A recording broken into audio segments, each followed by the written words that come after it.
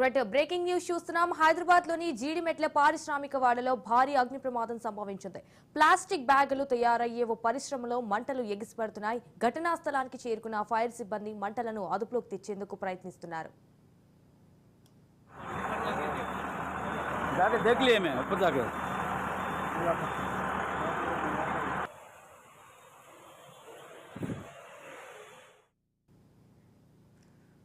ఇదే అంశానికి సంబంధించి మరిన్ని డీటెయిల్స్ మా ప్రతినిధి తేజ లైవ్ లో అందిస్తారు. తేజ, హైదరాబాద్ లోని జీడిమెట్ల పారిశ్రామిక వాడలో ఇటు భారీ అగ్ని ప్రమాదం సంభవించింది. సో ప్లాస్టిక్ బ్యాగులు తయారయ్యే ఓ పరిశ్రమలో మంటలు ఎగిసిపడుతున్నాయి. దీనికి సంబంధించిన అప్డేట్స్ ఏముంది?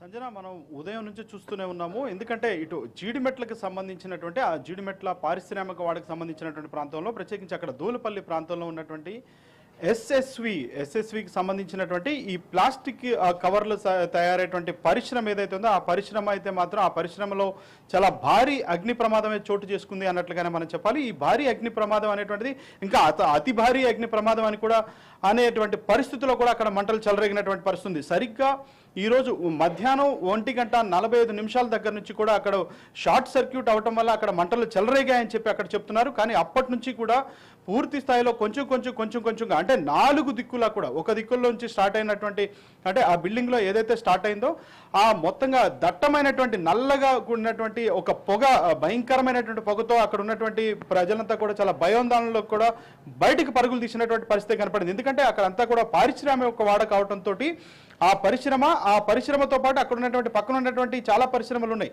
అంటే ఈ పరిశ్రమ ఎఫెక్ట్ అనేటువంటి అంటే ఇక్కడ దీంట్లో అగ్ని ప్రమాదం చోటు చేసుకుంది.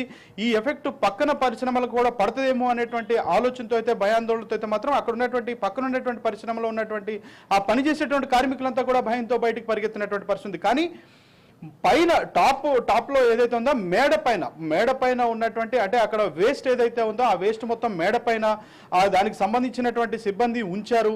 దానివల్ల అక్కడ షార్ట్ సర్క్యూట్ అవటం వల్ల అక్కడ మంటలు చెలరేగాయి. అది మంటలు అంటుకొని ముందుగా G+2 భవనంగా ఉంది. ఆ G+2 భవనంలో 2వ అంతస్తుకు చేరుకుంది. 2 గంటల తర్వాత 2వ అంతస్తులో కూడా దట్టమైనటువంటి పొగలు, భారీగా మంటలు కూడా చెలరేగాయి. అక్కడ నుంచి ఫస్ట్ ఫ్లోర్కి వచ్చింది. ఇప్పుడు ఫస్ట్ ఫ్లోర్ నుంచి తాజాగా ఉన్నటువంటి పరిస్థితి చూస్తే మాత్రం గ్రౌండ్ ఫ్లోర్ వరకు చేరుకున్నటువంటి పరిస్థితి. చాలా భారీగా కూడా మంటలు ఎగిసిపడుతున్నటువంటి పరిస్థితి కనిపిస్తుంది.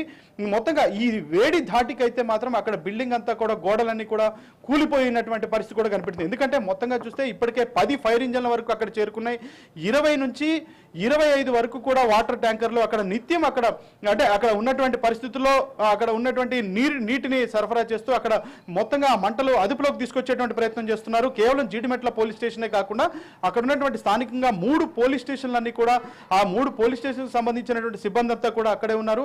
అదేవిధంగా దాంతోపాటు అక్కడ డిఆర్ఎఫ్ బృందాలు ఉన్నాయి, ట్రాఫిక్ పోలీసులు ఉన్నారు, ఫైర్ సిబ్బంది ఉన్నారు, అందరూ అక్కడే ఉన్నారు. ఒక అంటే డీసీపీ స్థాయికి సంబంధించినటువంటి అధికారులు కూడా అక్కడే ఉన్నటువంటి పరిస్థితి అంతా కూడా సమీక్షిస్తున్నటువంటి పరిస్థితి ఉంది. అంటే ఒక 7 గంటల నుంచి ఇదే పరిస్థితిని అదుపులోకి తీసుకురావాలనే ప్రయత్నం చేస్తున్నప్పటికీ కూడా మంటల్లో అయితే మాత్రం ఇంకా అదుపులోకి రానటువంటి పరిస్థితి కనిపిస్తుంది.